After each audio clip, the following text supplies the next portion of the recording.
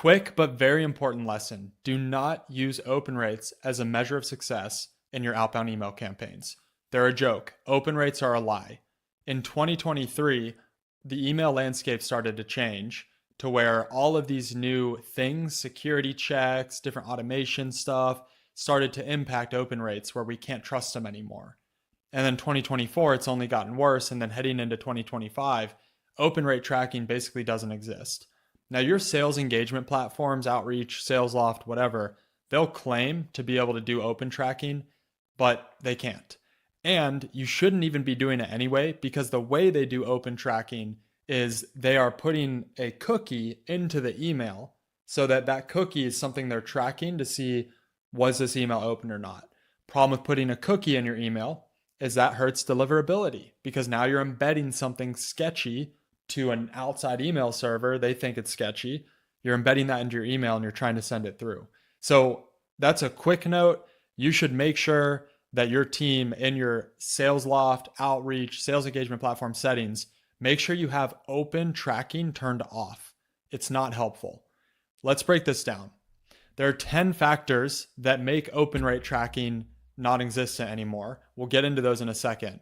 But if someone claims to have an 80% open rate, they're lying because they can't possibly know. The only one that knows whether they opened your email or not is the recipient themselves.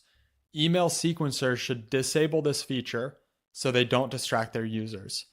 How can you come to the closest to the truth? Not by tracking open rates, do this instead.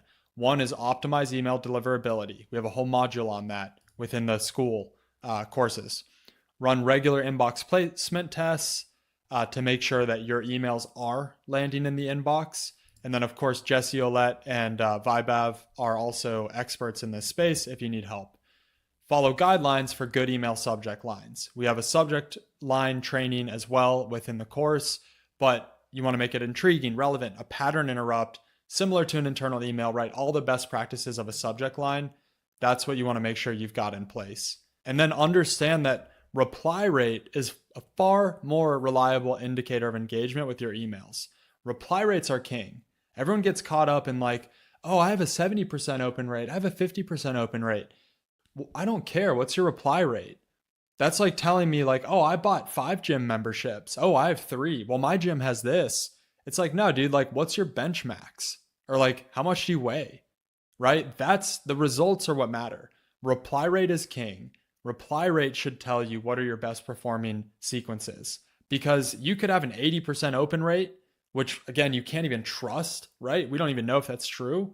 But if that 80% open rate is accompanied with a 2% reply rate, your email sucks. Sorry. Good job on an open rate, I guess. So stop looking at open rate. It's a vanity metric. It's dumb. Here's why open rates are basically a lie at this point. So first off, image blocking. Email clients can block images from automatically loading, preventing the opening tracking pixel to trigger.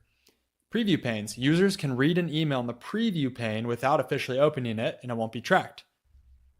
Email forwarding. Open rate can be inflated if an email is forwarded and opened by multiple people, counting as several opens from the same email. You will see this all the time in your sequencing platform. Email checking frequency. Varied email checking habits can cause discrepancies in open rates that have nothing to do with the email's effectiveness. Misleading results. Open rates will only measure if an email was open, not if it was read or engaged with. Users might habitually open and immediately delete emails, causing high open rate but low engagement. Remember, reply rate is king. Open rates don't matter. False open. Security systems will automatically open emails to scan for malicious software or suspicious links, and that inflates open rates. Privacy-friendly mail clients. Apple Mail's mail privacy protection hides IP addresses, prevents senders from knowing if an email has been opened. That inflates open rates as well, or potentially deflates them. Bot clicks. Automated systems can trigger tracking pixels without a human actually opening the email, inflating open rates. Unreliable reporting. Open reply rates. Open rates rely on the accuracy and consistency of reporting across different email clients, devices, and platforms. This isn't always guaranteed. And deliverability risks.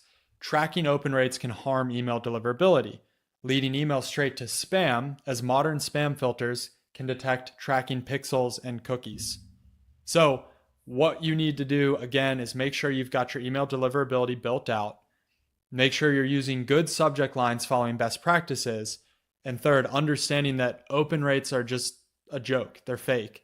Use reply rates as your main stream of whether something's good or not.